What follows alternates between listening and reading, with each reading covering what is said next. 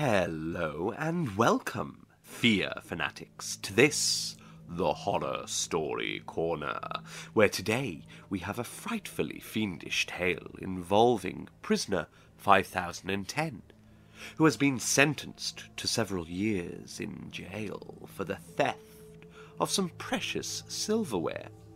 Struck by his apparent gentlemanlike demeanour and his kindly manner, a visitor to the prison becomes intrigued as to what has led to this arrest. As prisoner 5010's story is relayed, one thing becomes certain. Either the man is suffering from hallucinations, or there is something from beyond the grave that has intervened in his life and led him here, before us, in the Horror Story Corner. I hope you enjoy John Kendrick Bangs, The Ghost Club. An unfortunate episode in the life of number 5010. Number 5010 was at the time when I received the details of this story from his lips, a stalwart man of 38, swart of hue, of pleasing address, and altogether the last person one would take for a convict serving a term for sneak thieving. The only outer symptoms of his actual condition were the striped suit he wore, the style and cut of which are still in vogue at Sing Sing prison, and the closely cropped hair which showed off the distinctly intellectual lines of his head to great advantage. He was engaged in making shoes when I first saw him, and so impressed was I with the contrast between his really refined features and grace of manner and those of his brutish-looking companions, that I asked my guide who he was, and what were the circumstances which had brought him to Sing Sing. "He pegs shoes like a gentleman," I said. "Yes," returned the keeper. "He's very troublesome that way. He thinks he's too good for his position. We can't never do nothing with the boots he makes." "Why do you keep him at work in the shoe department?" I queried. "We haven't got no work to be done in his special line, so we have to put him at whatever we can. He pegs shoes less badly than he does anything else." "What was his special line?" "He was a gentleman of leisure, travelling for his health afore he got into the toils of the law. His real name is Marmaduke Fitz-Tappington de Wolfe, of Pelhamhurst by the Sea, Warwickshire. He landed in this country of a Tuesday, took to collecting souvenir spoons of a Friday, was judged the same day, tried, convicted, and there he sets, in for 2 years more." "How interesting," I said. "Was the evidence against him conclusive?" "Extremely. A half-dozen spoons was found on his person." "He pleaded guilty, I suppose?" "Not him. He claimed to be as innocent as a newborn babe.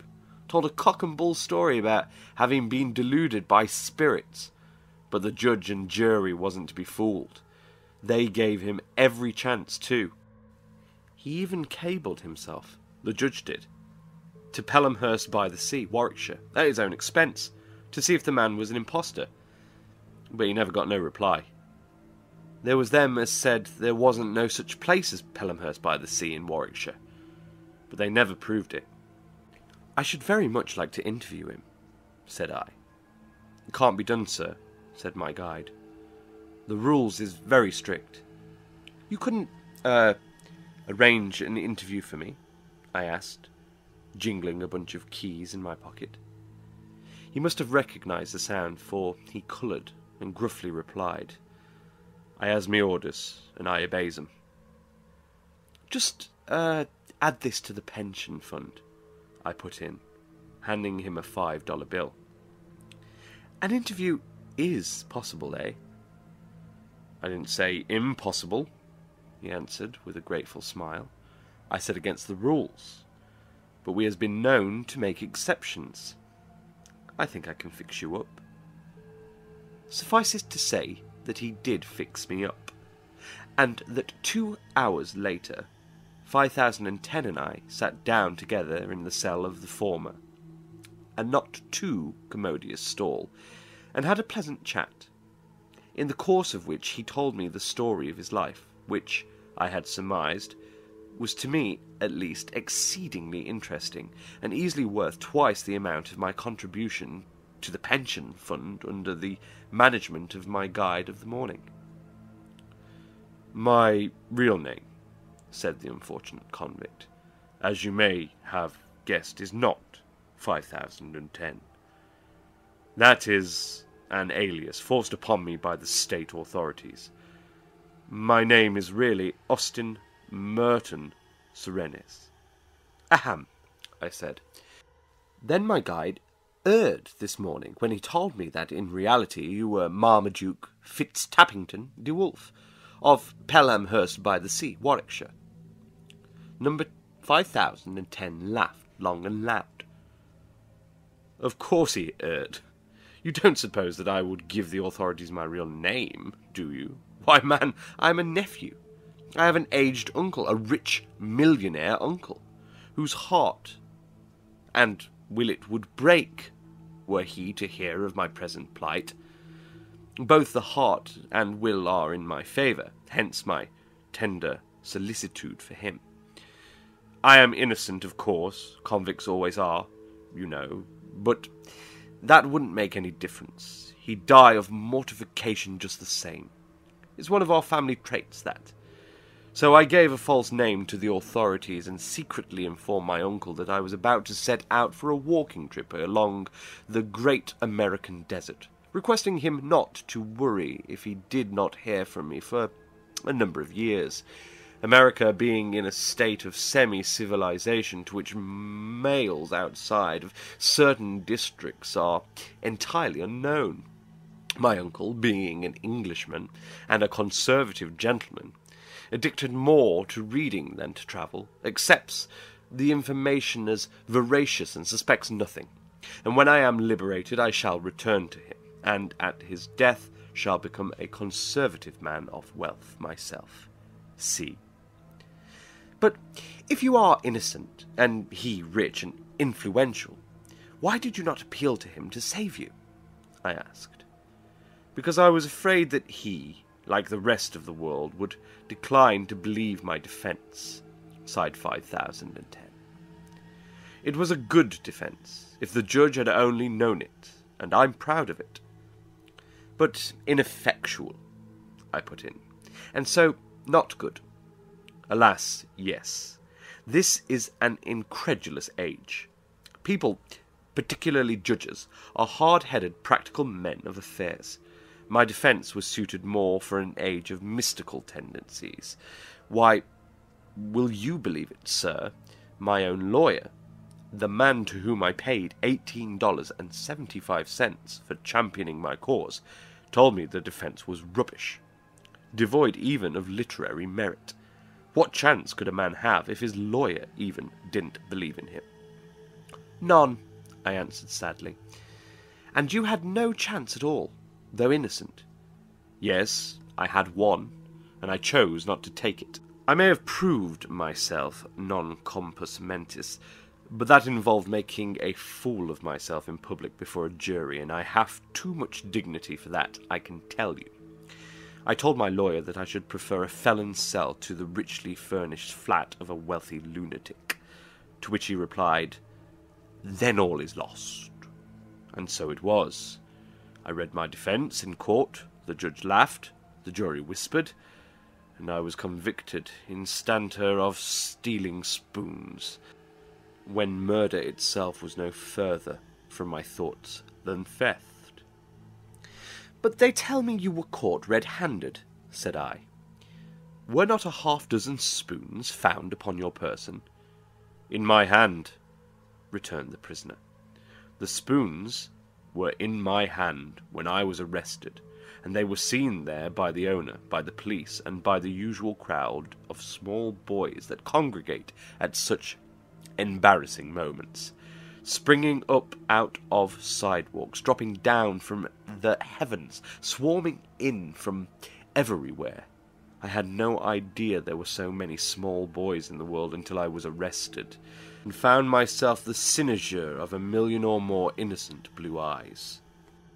Were they all blue-eyed? I queried, thinking that point interesting from a scientific point of view, hoping to discover that curiosity of a morbid character was always found in connection with the eyes of a specific hue.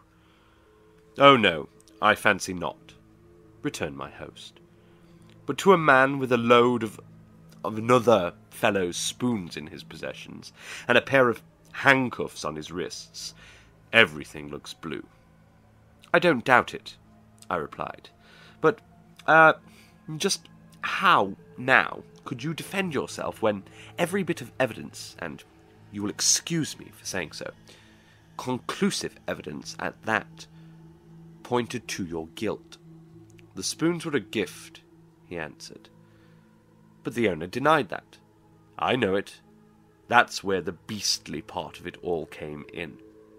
They were not given to me by the owner, but by a lot of mean, low-down, practical joke-loving ghosts."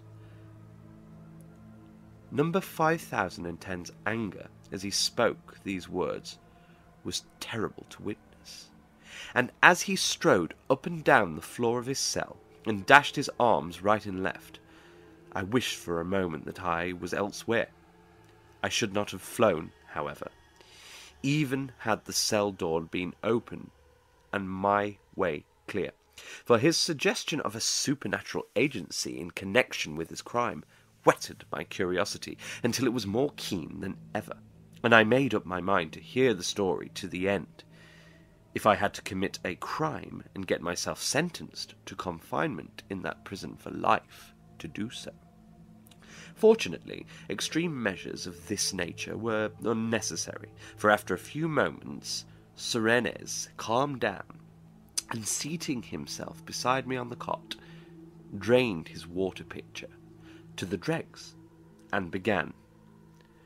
"Excuse me for not offering you a drink," he said, "but the wine they serve here, while moist, is hardly what a connoisseur would choose, except for bathing purposes, and I compliment you by assuming that you do not wish to taste it." "Thank you," I said. "I do not like to take water straight, exactly. I always dilute it, in fact, with a little of this." Here I extracted a small flask from my pocket and handed it to him. "Ah," he said, smacking his lips as he took a long pull at its contents. "That puts spirit into a man." "Yes, it does," I replied, ruefully, as I noted that he had left me very little but the flask. "But I don't think it was necessary for you to deprive me of all mine." "No, that is, you can't appreciate the necessity unless you have suffered in your life as I am suffering. You were never sent up yourself?" I gave him a glance which was all indignation. "I guess not," I said. "I have led a life that is above reproach." "Good," he replied. "And what a satisfaction that is, eh? I don't believe I'd be able to stand this jail life if it wasn't for my conscience, which is as clear and clean as it would be if I'd never used it." "Would you mind telling me what your defence was?" I asked. "Certainly not," he said, cheerfully. "I'd be very glad to give it to you, but you must remember one thing. It is copyrighted." "Fire ahead," I said with a smile. "I'll respect your copyright. I'll give you a royalty on what I get for the story." "Very good," he answered. "It was like this. To begin, I must tell you that when I was a boy preparing for college, I had for a chum a brilliant fun-loving fellow named Hawley Hicks, concerning whose future various prophecies had been made. His mother often asserted that he would be a great poet. His father thought he was born to be a great general. Our headmaster at the Scarberry Institute for Young Gentlemen prophesied the gallows.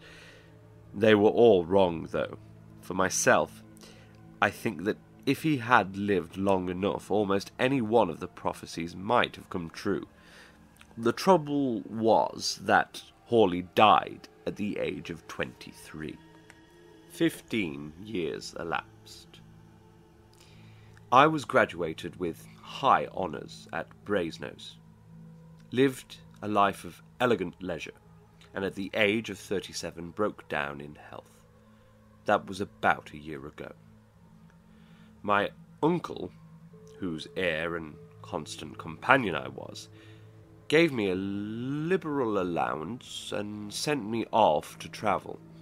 I came to America, landed in New York early in September, and set about winning back the colour which had departed from my cheeks by an assiduous devotion to such pleasures as New York affords.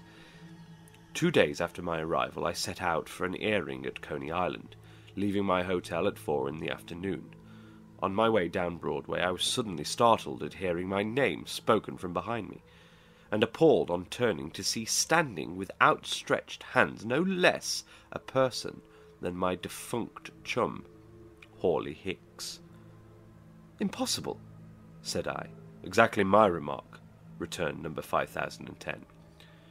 To which I added, "Oh, Hawley Hicks, it can't be you."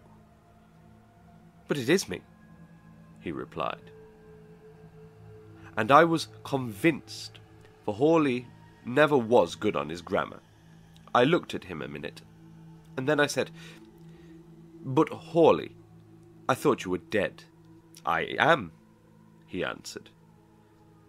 "But why should a little thing like that stand between friends?" "It shouldn't, Hawley," I answered meekly, "but it's condemnedly unusual, you know, for a man to associate even with his best friends 15 years after they've died and been buried."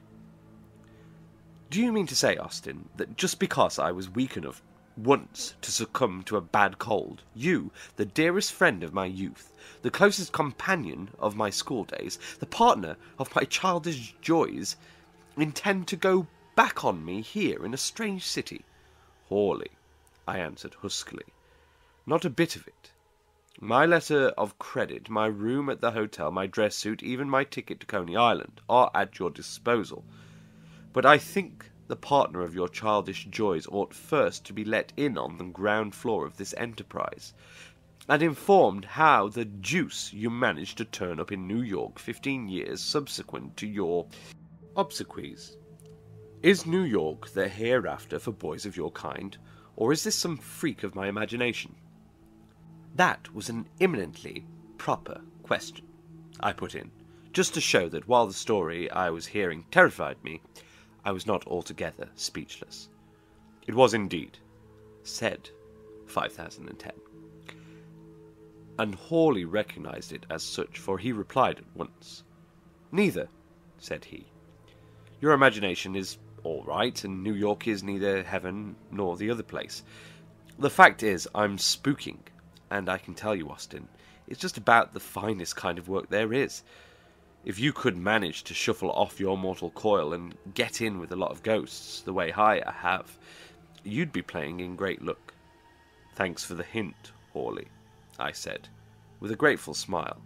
"But to tell you the truth, I do not find that life is entirely bad. I get my 3 meals a day, keep my pocket full of coin, and sleep 8 hours every night on a couch that couldn't be more desirable if it were studded with jewels and had mineral springs."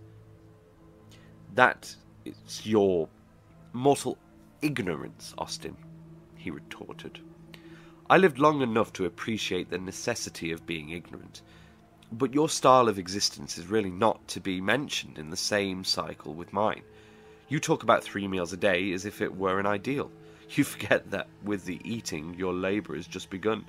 Those meals have to be digested, every one of them. And if you could only understand it, it would appall you to see what a fearful wear and tear that act of digestion is. In my life you are feasting all the time, but with no need for digestion. You speak of money in your pockets. Well, I have none, yet am I the richer of the two. I don't need money. The world is mine. If I choose to, I could pour the contents of that jeweller's window into your lap in 5 seconds. But, cui bono, the gems delight my eye quite as well where they are. And as for travel, Austin, of which you have always been fond, the spectral method beats all. Just watch me. I watched him as well as I could for a minute. Said 5010. And then he disappeared. In another minute, he was before me again. Well, I said, I suppose you've been around the block in that time, eh? He roared with laughter. Around the block? He ejaculated. I have done the continent of Europe, taken a run through China, haunted the Emperor of Japan, and sailed around the Horn since I left you a minute ago. He was a truthful boy in spite of his peculiarities, Hawley was, said Serenis, quietly. So I had to believe what he said. He abhorred lies. That was pretty fast travelling, though, said I. He'd make a fine messenger boy. That's so. I wish I'd suggested it to him, smiled my host. But I can tell you, sir, I was astonished. Hawley, I said, you always were a fast youth, but I never thought you were going to develop into this. I wonder you're not out of breath after such a journey. Another point, my dear Austin, in favour of my mode of existence. We spooks have no breath to begin with. Consequently, to get out of it is no deprivation. But I say, he added, whither are you bound? To Coney Island, to see the sights, I replied. Won't you join me? Not I, he replied. Coney Island is tame. When I first joined the Spectre band, it seemed to me that nothing could delight me more than an eternal round of gaiety like that. But, Austin, I have changed. I have developed a good deal since you and I were parted at the grave. I should say you had, I answered. I doubt if many of your old friends would know you. You seem to have had difficulty in doing so yourself, Austin, he replied regretfully. But see here, old chap, give up Coney Island and spend the evening with me at the club. You'll have a good time, I can assure you. The club? I said. You don't mean to say you visions have a club? I do indeed. The Ghost Club is the most flourishing association of choice spirits in the world.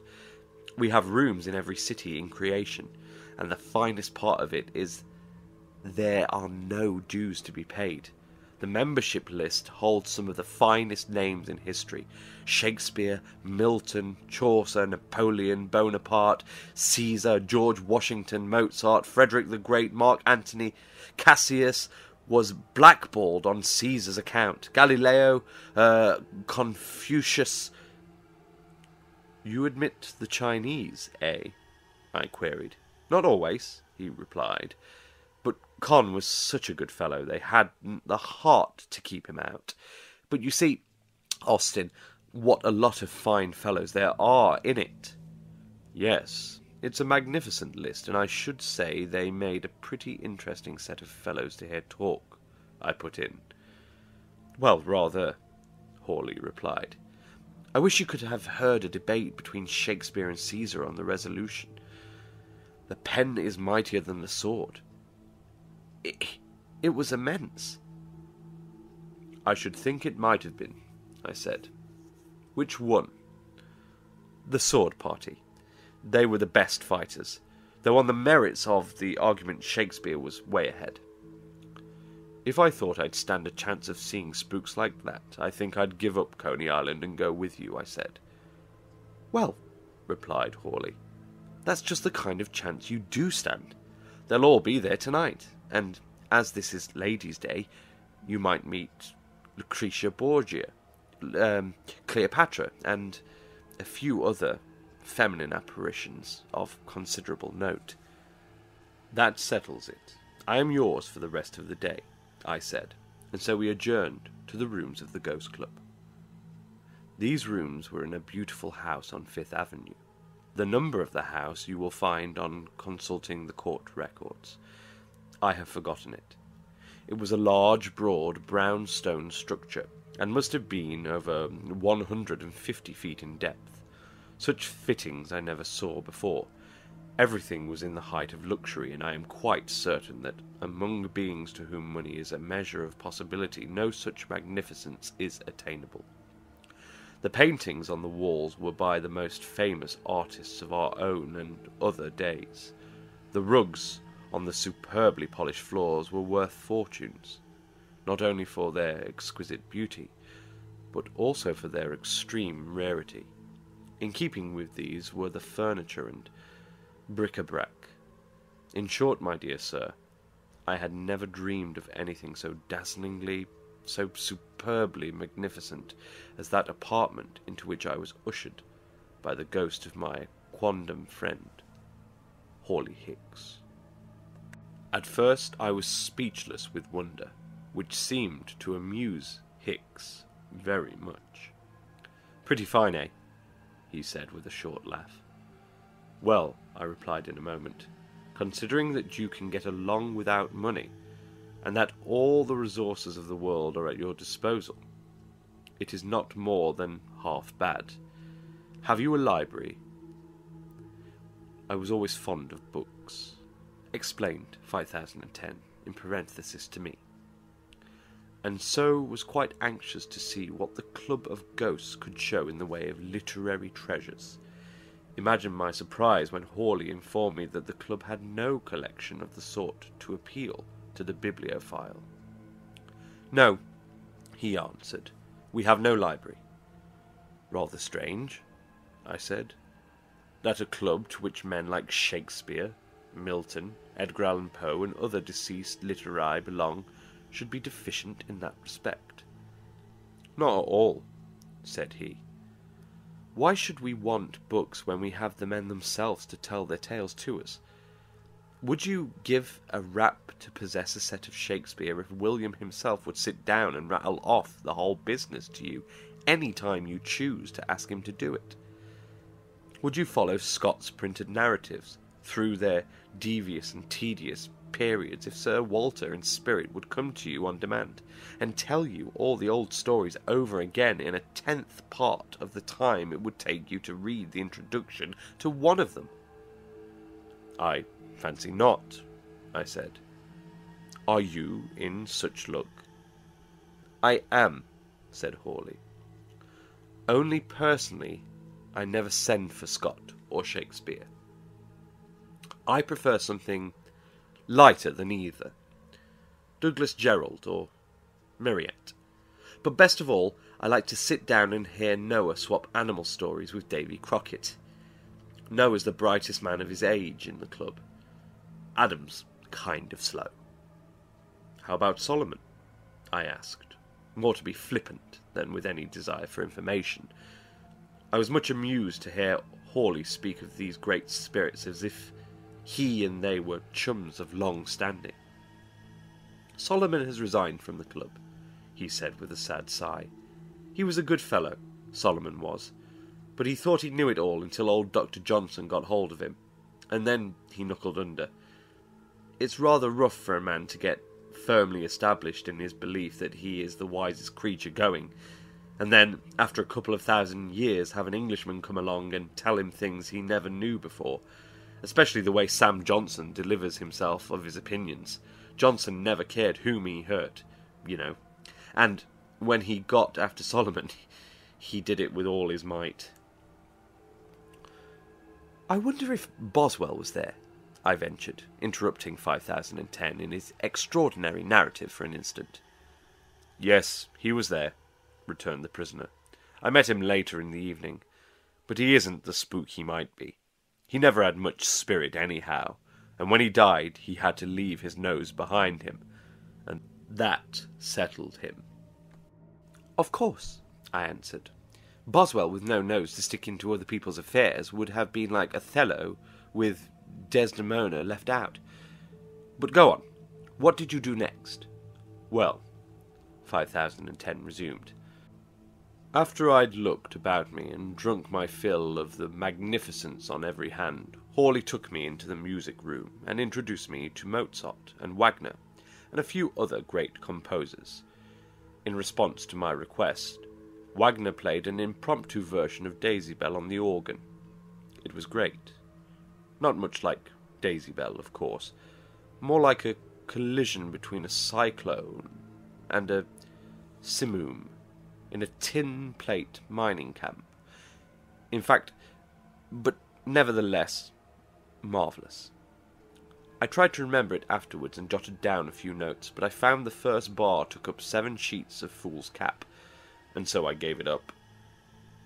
Then Mozart tried his hand on a banjo for my amusement. Mendelssohn sang a half-dozen of his songs without words, and then Gottschalk played one of Poe's weird stories on the piano. Then Carlyle came in, and Hawley introduced me to him. He was a gruff old gentleman, and seemingly anxious to have Froude become an eligible, and I judged from the rather fierce manner in which he handled a club he had in his hand that there were 1 or 2 other men of prominence still living he was anxious to meet. Dickens, too, was desirous of a 2-minute interview with certain of his, at present, purely mortal critics, and between you and me, if the wink that Bacon gave Shakespeare when I spoke of Ignatius Donnelly meant anything, the famous cryptogrammarian will do well to drink a bottle of the elixir of life every morning before breakfast, and stave off dissolution as long as he can.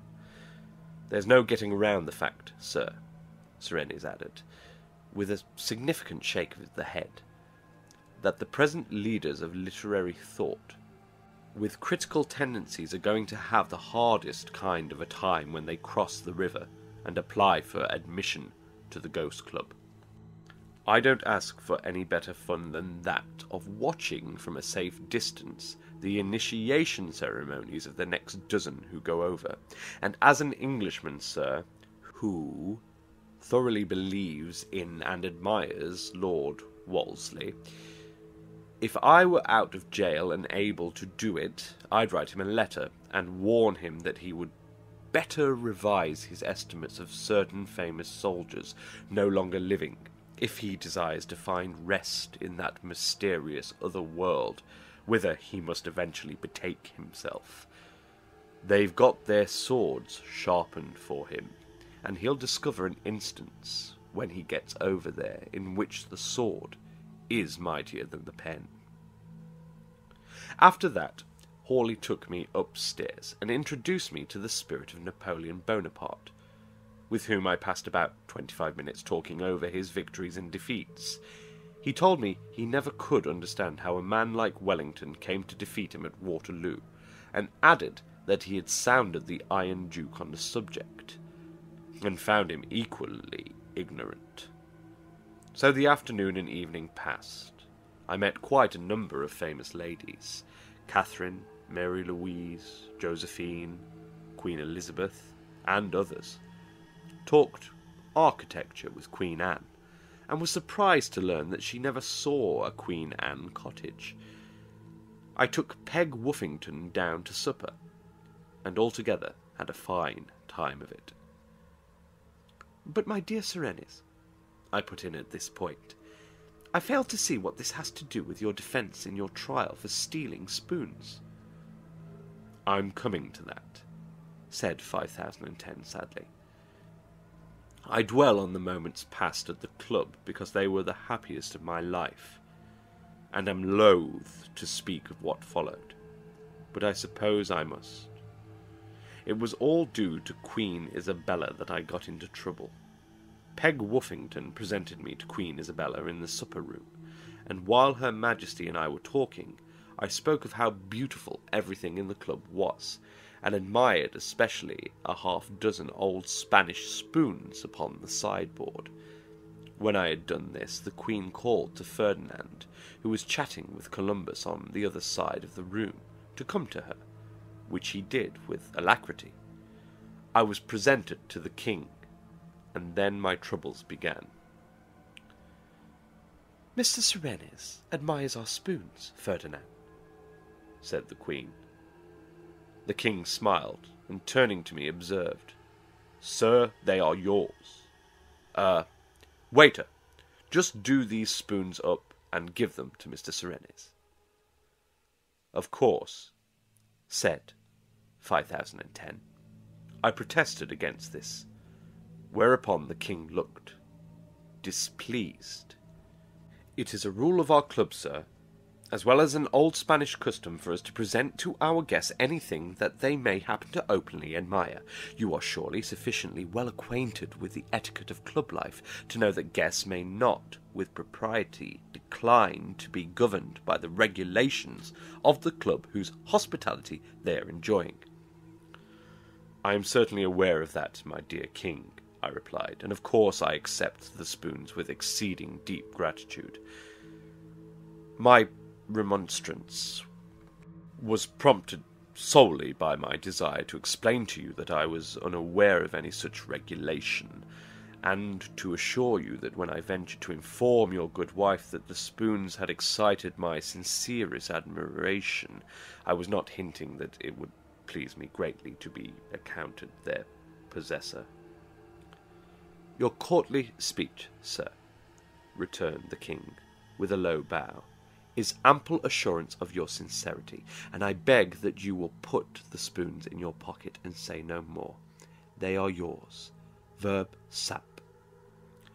I thanked the great Spaniard, and said no more, pocketing the spoons with no little exultation, because, having always been a lover of the quaint and beautiful, I was glad to possess such treasures, though I must confess to some misgivings as to the possibility of their being unreal. Shortly after this episode I looked at my watch and discovered that it was getting well on towards 11 o'clock, and I sought out Hawley for the purpose of thanking him for a delightful evening, and of taking my leave. I met him in the hall, talking to Euripides on the subject of the amateur stage in the United States. What they said I did not stop to hear, but offering my hand to Hawley, informed him of my intention to depart. "Well, old chap," he said affectionately, "I'm glad you came. It's always a pleasure to see you, and I hope we meet again, sometime soon." And then, catching sight of my bundle, he asked, "What have you there?" I informed him of the episode in the supper-room, and fancied I perceived a look of annoyance on his countenance. "I didn't want to take them, Hawley," I said, but Ferdinand insisted. "Oh, it's all right," returned Hawley. "Only, I'm sorry. You better get along home with them as quickly as you can and say nothing, and above all, don't try to sell them." "But why?" I asked. "I'd much prefer to leave them here if there's any question of the propriety of my...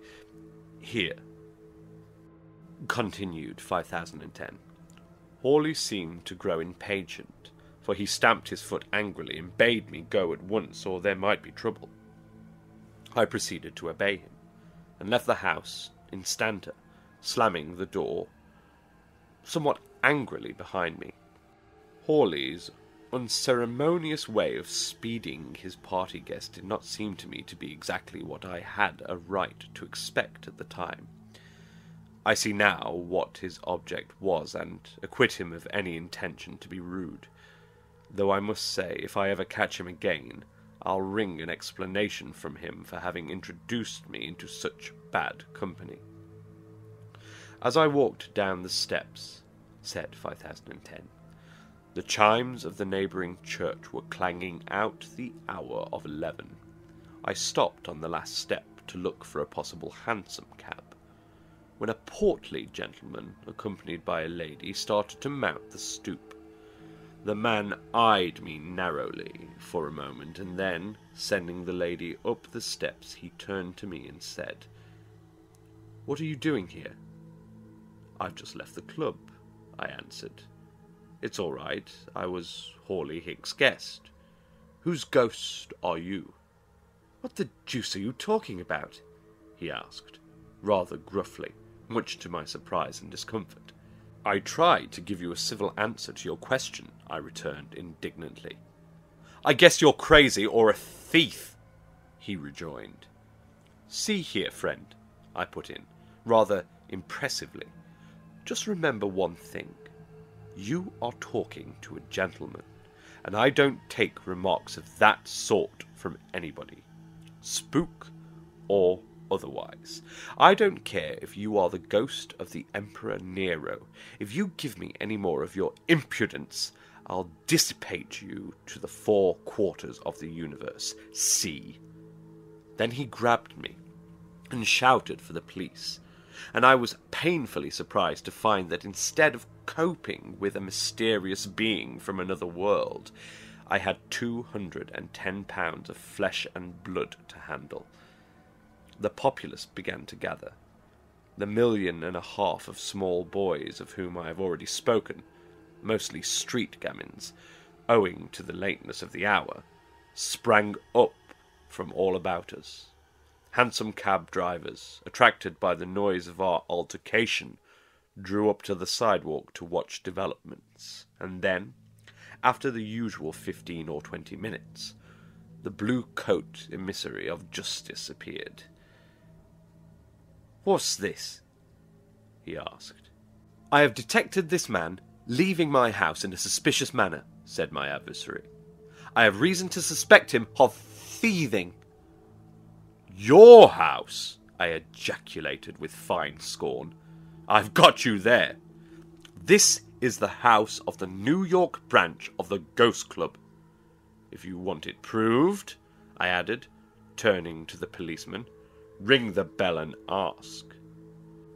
"I think that's a fair proposition," observed the policeman. "Is the motion seconded?" "Oh, come now," cried my captor. "Stop this nonsense, or I'll report you to the department. This is my house, and has been for 20 years. I want this man searched."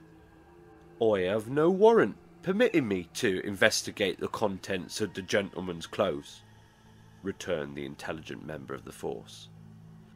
"But have yez'll take your solemn alibi that yez have reason to believe the gentleman has worked only habeas corpus business on your property? I'll jug the blackguard." "I'll be responsible," said the alleged owner of the house. "Take him to the station." "I refuse to move," I said. "I'll not carry yez," said the police, "and I'd advise you to furnish your own locomotion. If you don't, I'll use me club. That is the only way you'll get the ambulance." "Oh, well, if you insist," I replied. "Of course I'll go. I have nothing to fear. You see," added 5010 to me in parentheses. The thought suddenly flashed across my mind that if all was as my captor said, if the house was really his and not the Ghost Club's, and if the whole thing was only my fancy, the spoons themselves would turn out to be entirely fanciful. So I was all right, or at least I thought I was. So we trotted along to the police station. On the way I told the policeman the whole story, which impressed him so that he crossed himself 6 times, and uttered numerous ejaculatory prayers. "My the saints preserve us," and "If it have mercy," and others of a like import. "Was the ghost Dan O'Connell there?" he asked. "Yes," I replied. I shook hands with it. "Let me shake that hand," he said, his voice trembling with emotion, and then he whispered in my ear, "I believe yez to be innocent, but av yez ain't, for the love of Dan, I'll let yez escape." "Thanks, old fellow," I replied, "but I am innocent of wrongdoing, as I can prove." "Alas," sighed the convict, "it was not to be so. When I arrived at the station house, I was dumbfounded to learn that the spoons were all too real. I told my story to the sergeant and pointed to the monogram G.C. on the spoons as evidence that my story was correct. But even that told against me. for the alleged owner's initials were GC. His name I withhold, and the monogram only served to substantiate his claim to the spoons. Worst of all, he claimed that he had been robbed on several occasions before this, and by midnight I found myself locked up in a dirty cell to await trial. I got a lawyer, and as I said before, even he declined to believe my story, and suggested the insanity dodge. Of course, I wouldn't agree to that. I tried to get him to subpoena Ferdinand and Isabella and Euripides and Hawley Hicks in my behalf, and all he'd do was to sit there and shake his head at me. Then I suggested going up to the Metropolitan Opera House some fearful night as the clock struck 12, and to try to serve papers on Wagner's Spook, all of which he treated as unworthy of a moment's consideration. Then I was tried, convicted, and sentenced to live in this beastly hole. But I have one strong hope to buoy me up, and if that is realized, I'll be free tomorrow morning." "What is that?" I asked. "Why," he answered with a sigh, as the bell rang summoning him to his supper, "why, the whole horrid business has been so weird and uncanny that I'm beginning to believe it's all a dream. If it is, why, I'll wake up and find myself at home in bed. That's all.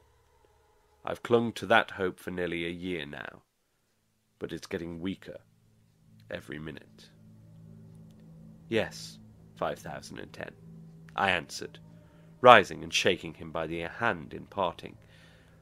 "That's a mighty forlorn hope, because I'm pretty wide awake myself at this moment, and can't be a part of your dream. The great pity is, you didn't try the insanity dodge." "Tut," he answered. "That is the last resource of a weak mind." Thank you for listening, friends, and let's all hope that Prisoner 5010 is correct, and that this is all some terrible nightmare. There were no ghouls. There was no club for the dead. It is nothing but a dream. After all, if it is true, then he is bound, incarcerated, here, within the Horror Story Corner. Good night, and as always, sleep well.